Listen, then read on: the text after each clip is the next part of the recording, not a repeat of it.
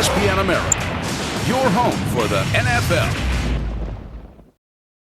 Coming up on NFL Live, just how close is Mike Shanahan to being the new coach for Daniel Snyder, and is this a good fit for owner and coach? Plus other coaching moves, who's staying, who's going. We've got the latest on Lovie, Raheem, Bill Cowher, and Eric Mangini. And we'll tell you the teams to beat in the playoffs, including a wild card pick from what's considered the stronger conference. NFL Live, always strong, right about now.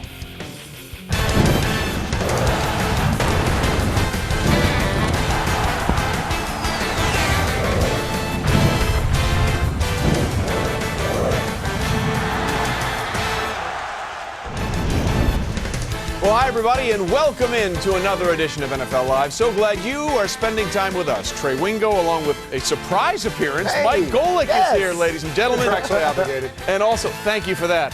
Boy, he's going to be really good today. Also delighted to have Teddy Bruschi here with us as well. Not contractually obligated, just wanted to be a part of the fun. I'm excited to be working with Teddy. The more you can do. Honestly. The more you can do. The more you can do, and the more we'll keep you, and then you're just here filling out games. Thank you very much. Just how close is Mike Shanahan becoming the next head coach of the Washington Redskins, and what does this mean? Well, keep in mind, the last hurdle needs to be cleared is always the toughest one. It's the contract. Talks between the Skins and Shanahan went so well Monday night that Shanahan's agent, Sandy Montag, was called to Washington Tuesday to meet with the Redskins to try and iron out all the details. But it is always the details that sometimes create the problems. So for more on this, we bring in ESPN.com senior NFL writer John Clayton. John, it seems like this marriage is heading to the altar. So exactly how much power is Mike Shanahan going to get in Washington? He's going to get plenty of power. I mean, enough power as he wants, but also, too, he's going to be able to work with a good administrator like Bruce Allen, the general manager. And so in the end, it may not be the clear authority that he had in Denver, but it's going to be enough that's going to make him happy. In many ways, this deal has been done for some time. I'd say sometime last week, they've come to at least an agreement as far as the power, the money, all those different things. And now it's just a matter of having the press conference, getting the placemats ready, doing all those different things for what's going to be a good marriage. Remember, Sandy Montag has a very good relationship with Dan Snyder. Mike Shanahan has a good relationship with Bruce Allen, and so it's inevitable that Shanahan is going to be the coach. Well, it seems like happy times all the way around. All right, John, thanks. Now, Mike Shanahan's offensive mind never really been in question. From 1999, the year after Elway retired, to 2008, the Broncos consistently averaged more points and yards than the Redskins did over that span. 1999, by the way, also Daniel Snyder's first year of ownership of the Washington Redskins. But Teddy, there's one thing that might be interesting to watch develop here. Mike Shanahan is a guy who likes to have control. Yes. He had that in Denver, and that's one of the problems, and that's why he was fired. Daniel Snyder is a man who likes, as an owner, to get in there and stir things up, and they already have a general manager in place. Is this all going to fit? Is it all going to work out, in your opinion? I think it's going to work out. And what they want to do is build a winning team. But first of all, they have to form a winning team, that trio of strong personalities in Snyder, in Allen, and in Shanahan. Now, if this means putting your ego aside just a little bit, like we said, Mike Shanahan likes to make decisions. Well, sometimes you're going to have to defer to the GM possibly. Can he do that? Will that relationship work out? And most importantly, with the owner, Mike, can Daniel Snyder back off a little bit? I mean, you've got a Super Bowl championship coach now. Can you just back off and say, I trust my hire, go ahead and do the job for me? That, to me, is the key. Can he not pick up the bat phone in the owner's suite, and call down and try and direct things? He needs to let Mike Shanahan and Bruce Allen get the relationship they need to work together to build this team. And certainly it's going to start at the quarterback position. Are they going to keep Jason Campbell? Are they going to go another direction there? But I completely agree with you, Teddy. It is Daniel Snyder who's going to have to learn to go hands off. We know he'll give a blank check. Right. We know he'll let them spend the money. Here's the checkbook. Go do your thing and try not to meddle too much in it. He's not a football guy. As much as he wants to be, he's not a football guy, and certainly nowhere near a football guy like Bruce Allen and Mike Shanahan. Let those guys' experience work for you. Yeah, because your owner, Robert Kraft, you never saw him except for holidays, and congratulations at the Super Bowl, right? Did a great job of just letting coaches coach and then owners do what they do best, and that's run the business. Yeah, and you, when you were in Philadelphia, Norman Brayman was the owner, right? Yes, he was. I believe Buddy Ryan referred to him as the man in France, right? That did, or we all tried to buy our cars from this. Because he was sort of out of the picture in a completely different way. That's exactly By the way, right. Interesting to note, 1999, Shanahan's first season in Denver without Elway, Daniel Snyder's first year as an owner. Since that time frame, the Redskins actually have more playoff wins, 2, than the Broncos did, 1. Meanwhile, there is coaching change coming in Chicago, just not to the top spot. The Bears announcing Tuesday that Lovie Smith will return for a 7th season as head coach of the Bears. This despite the fact that Chicago finished under 500 and missed the playoffs for the 3rd straight year following their appearance in Super Bowl 41. But offensive coordinator Ron Turner, not so lucky, fired after 5 seasons on the job, as well as all but 2 of his offensive assistants. This past season, the Bears' offense was 23rd in the league, and they've never been in the top half of offenses in the league during Turner's tenure. Bears also announcing that Lovie Smith will no longer run the defense. They are going to look for a defensive coordinator. After enjoying a nice 3-year honeymoon highlighted by that Super Bowl appearance in 2006, Lovie and the Bears have won just 23 games in the 3 seasons since, and part of the problem has been consistency at the quarterback play. The Bears have had 5 different passing leaders in Smith's 6 seasons as a head coach. Guys, they think they've got that solved now with Jay Cutler, and they gave him the extension, they gave up the picks.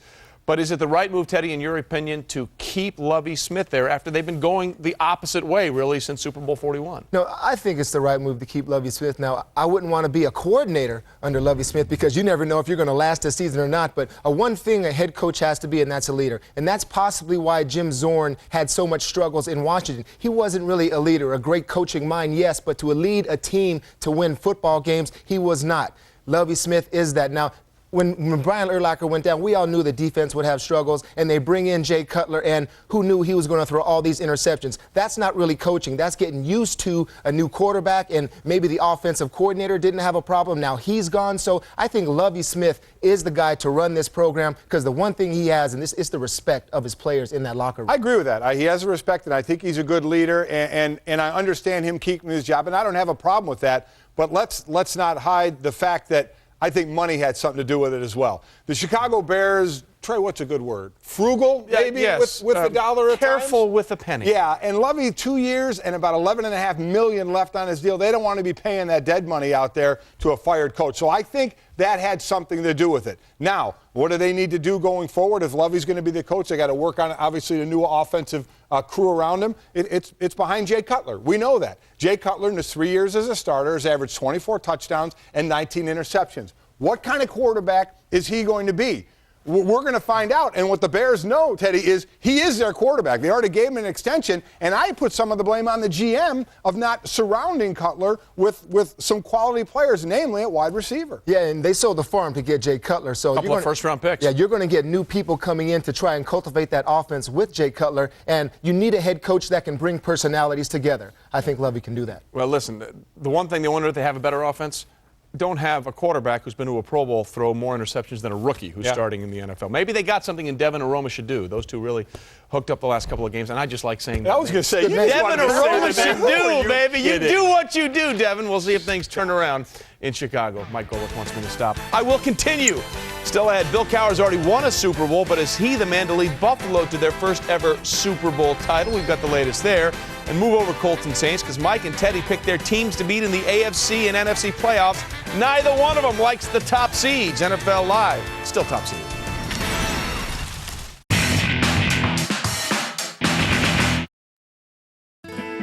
Watch the very best live sports action online with the new and improved espn360.com.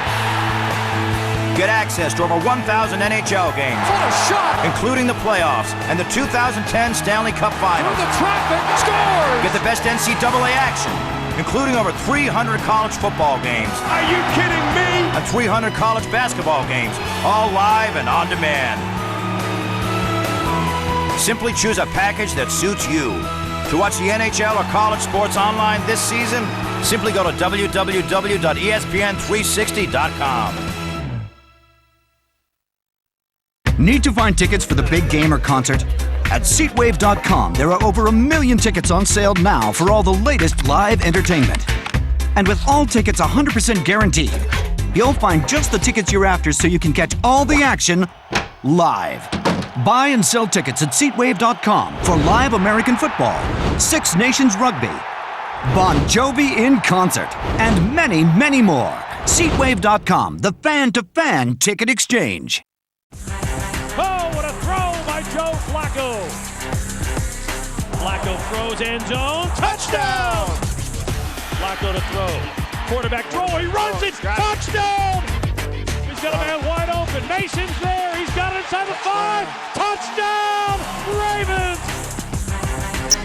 He wants Flacco. He throws it to the 25. Flacco has it. 10, 5, and he's down there.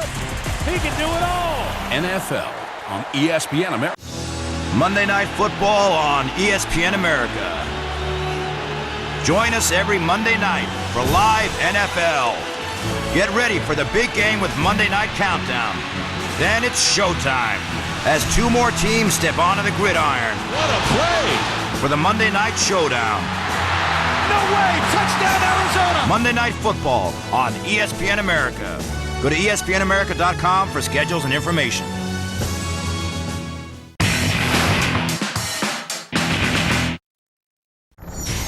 Well, he went 3-13 in his first season as the head coach in Tampa, but Raheem Morris will be back for a second campaign. The 33-year-old Morris, youngest head coach in the league this past season, led Tampa to their worst finish since 1991. Good news may be coming, though, in the draft. Bucs have 5 of the first 99 picks. Let us go back to John Clayton. John, the Bucs keep Raheem Morris. Panthers sticking with John Fox, where he's been given an invitation to come back for the last year of his contract. There are 2 other potential landing spots for Bill Cowher. Will he coach in 2010? Doesn't look like it. I think he's going to be staying in broadcasting. The money just wasn't right for him to go down to Tampa Bay. Certainly he's talking in that $7 million range. The Bucs were not. And as far as the Bills, there was no scheduled interview on Tuesday. And still, I think they will call. They'll still try to make contact. But in the end, I don't see anything working out. So if the right offer isn't there, it looks like Cowher's going to sit out for what looks to be a second consecutive, or at least now another year, which of course now puts him in the 2011 pool. 2011, a very dangerous topic around the NFL right now. Hey, John, give us the latest on other coaches, starting with Eric Mangini. He's going to have a meeting with Mike Holmgren, on Wednesday now in Cleveland?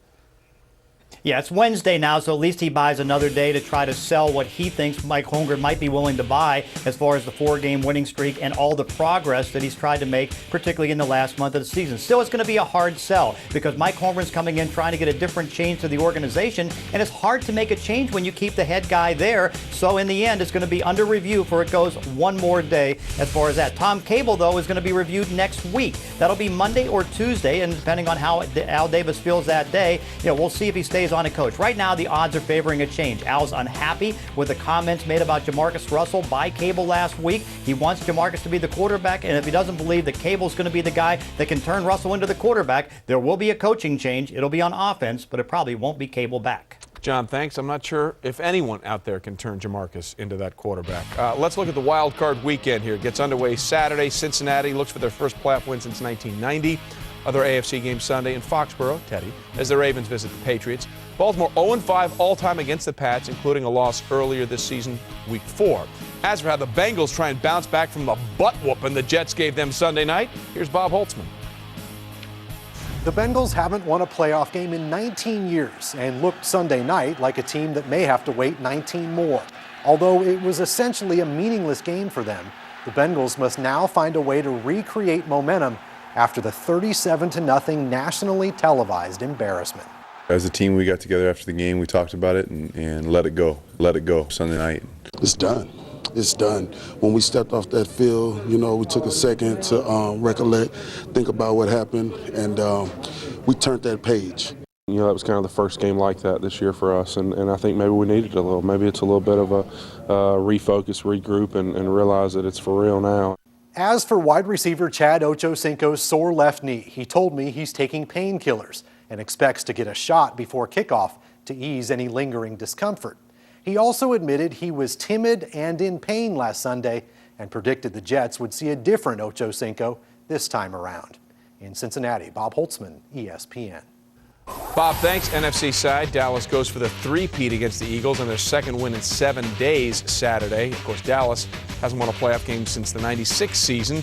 The other NFC game Sunday, Packers try and win their first playoff game with a quarterback other than Brett Favre since 1982. Oh, by the way, Aaron Rodgers hadn't even been born then.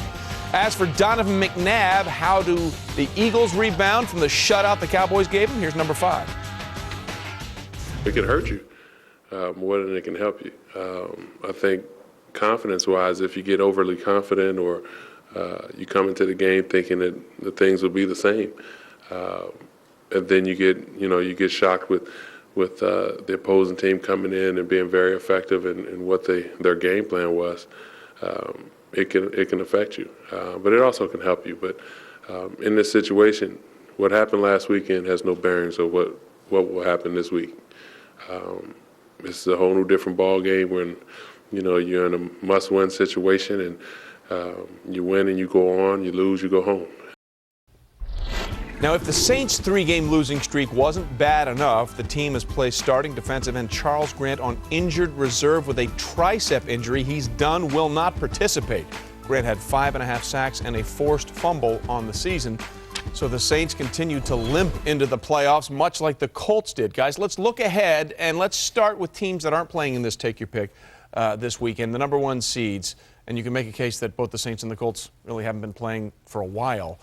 Who's more vulnerable right now, Colts or Saints, Mike? I'm going to say the Saints. Part of it, the reason you just said with Charles Grant being out now for the playoffs, and the fact that they lost the last 3 games. Forget the Carolina game. They weren't playing people. Against Dallas, the loss, but Dallas has been playing well. But Tampa Bay with a big lead against them, you can't lose that game. I think that makes you susceptible. Thank you. Is the word. Yeah, in the playoffs. And I'm going to go with the Colts. I don't like the way they finished the season. I don't like the way they put aside being undefeated throughout the regular season. And bottom line is, they're going to have rust. After all this time off, they're going to have to shake that off. And by the time they do, they could be in a hole they can't get themselves out of. They started the season 27-0 combined. They finished 0-5 combined. Team to beat in the AFC. I'm going with the San Diego Chargers. I got this team all the way to the Super Bowl. What a run they have been on. Nice singing, fellas. What a great run offensively, over 20 points in every game this season. Defensively shaky at times, but enough on offense to make me say this is the team. Yeah, I'm going to agree with you. I think it's the Chargers also. They're hot right now. Vincent Jackson deserved to be in the Pro Bowl. I thought he had a great year. And Phillip Rivers finds him on those deep routes, the 20-yard outs or the shots down the field. This guy is dangerous. 11 straight wins going into the postseason. Team to beat in the NFC. Well, I tell you what,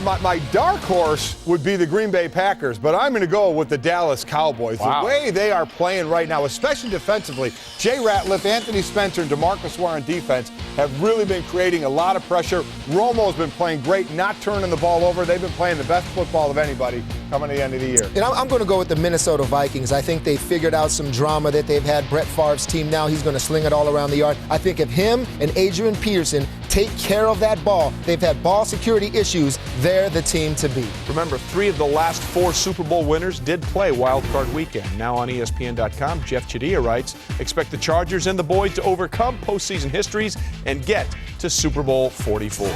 Straight ahead, Teddy's take on the loss of Wes Welker to the Patriots and just how damaging is Anquan Bolden's injury to the Cardinals and their chance of repeating as NFC champs.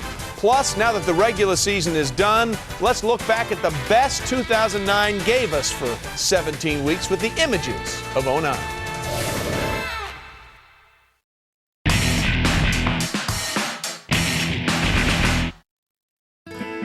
Watch the very best live sports action online with the new and improved espn360.com.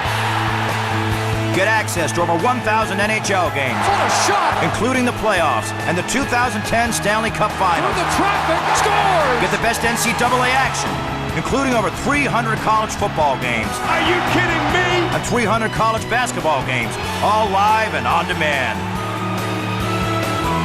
Simply choose a package that suits you. To watch the NHL or college sports online this season, simply go to www.espn360.com.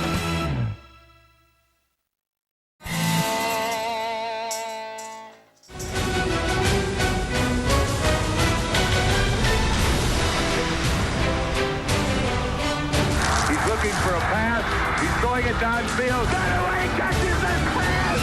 It's spotted. It's kicked. It's good. Notre Dame wins. Ismail up the middle. He is gone. Out of the pack, 30, 35. Goodbye, baby. 5-5 rocket touchdown. Irish. They're back to fire for it. They went for it all. A diving pass for a touchdown. Holy cow.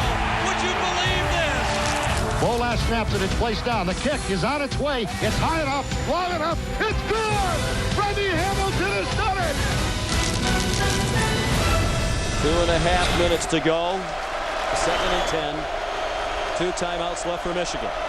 Notre Dame leading by 3. Notre Dame brings the blitz. Forcier throws. Caught! Touchdown! Greg Matthews!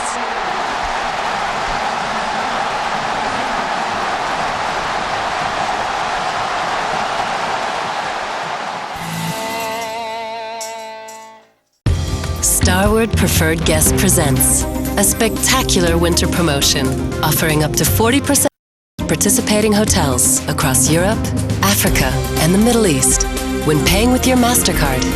Enjoy your stay at Sheraton, 4 Points by Sheraton, W, Aloft, Le Méridien, Westin, the Luxury Collection, and St. Regis. Book now and pay with your MasterCard. More details on spg.com/MasterCardTV.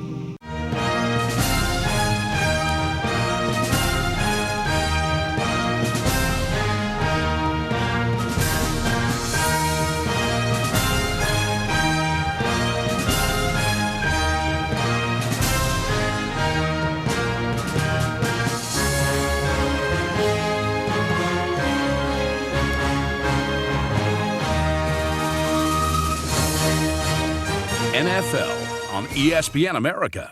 This January on ESPN America, we're ringing in the new year with style. Every BCS bowl game live, including the national championship. The NFL playoffs shift into high gear leading up to Super Bowl 44. Plus, NHL action all month as the quest for the cup heats up. And the long road to the Final Four continues with NCAA college hoops. The brightest stars, the biggest games, all this month live on ESPN America.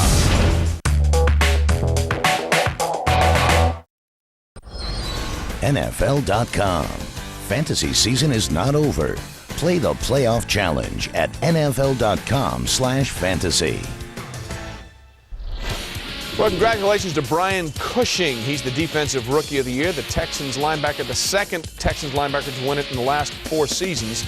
Drafted 15th overall, runaway winner. Got 39 votes out of 50. D'Amico Ryans won it back in 2006. And he was the only of those 3 linebackers from USC, Clay Matthews and Ray Maluga, that didn't get out-benched by USC's kicker David Beeler at the Combine. He pointed that out to me on the draft show, so congratulations, Brian. Well done. Now, as we get set for the playoffs here, time to look back at what 2009 and the regular season did for us. Remember, it started with the immaculate deflection game, week 1, and it ended week 17 with Chris Johnson setting the record for most yards from scrimmage. Not bad. In between, a lot of good stuff, too. So the sights and sounds of 2009 right near, set to the music of Rihanna's Hard. We're going to unleash hell. A spectacular catch. Picked off. The ball came out. Brady throwing end zone. Touchdown, Watson. A miraculous catch. Short pass tipped. Stumpy's got it. Holy cow. Brandon Marshall breaks the NFL record with 21 receptions. Denver is 5-0. This is not about revenge or anything like that, believe me. Fires to the end zone. It's shot. Oh my heavens. It is loose. Chicago wins. Cutler lines up. It's intercepted again. It is intercepted by Darrelle Revis. And the Jets are headed to the playoffs. Midfield. Touchdown. He keeps amazing us every week. Young firing into the back of the end zone. It's caught. Touchdown. He's going to be missed. Touchdown, Ocho Cinco! Russell throws middle, caught, touchdown! He's outrunning the Chiefs! Touchdown, Chris! He runs by them again! Bye-bye, touchdown! Sorry to my fantasy owners. The Ravens are heading to the postseason. Last play of the game. Touchdown, Detroit Lions! What a finish!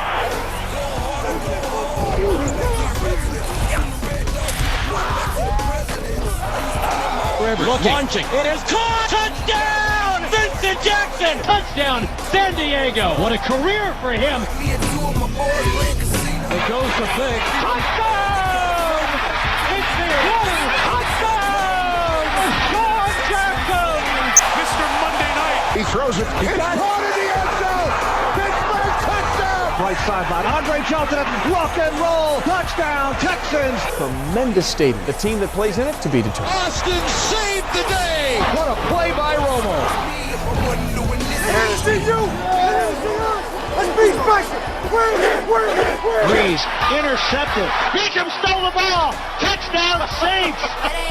There will be no unbeaten season for the Saints. Them folks didn't have the guts to go for 19-0. What a throw by number 18. Touchdown, what a catch. Shoots it long and deep. Touchdown, Randy Moss. Garza, touchdown. And company snap. He's going to throw it. It is short of the first down. The Colts take over. Touchdown, Reggie Wayne.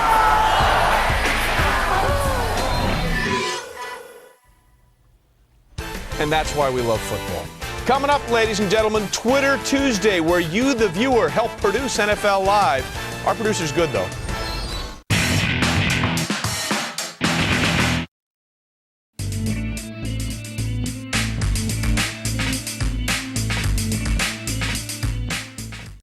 When rain descends on an NFL game, it usually means it's time to run the ball.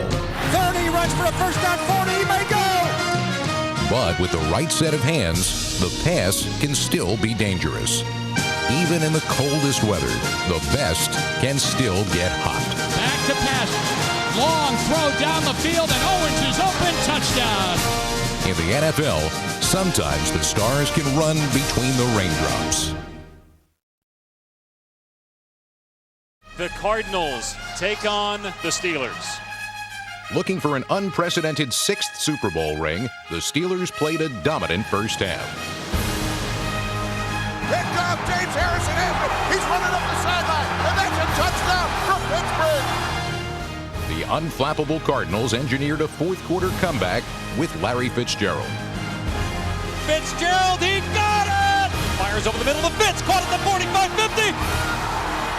Fitzgerald, after a quiet first half, has become a force here in the second half.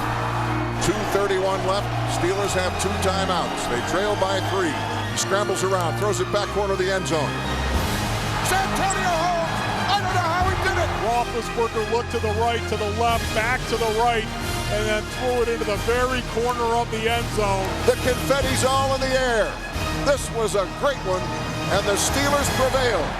NFL on ESPN America.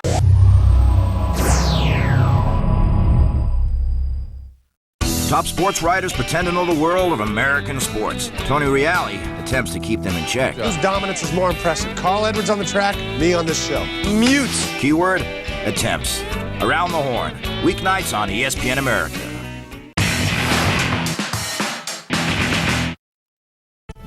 Quick hits now on NFL Live, and Cardinals not optimistic right now about wideout Anquan Boldin being able to play Sunday against the Packers. Boldin injured his knee and sprained his left ankle on this play in Sunday's loss to the Packers. Adam Schefter reporting Boldin has been limping around the facility. That's not good. All right, but you know what is good? What? Another Twitter Tuesday here on NFL Live. You guys ready? Yes. It's where you, the viewer, participate. You, the tweeter, the Twitterer.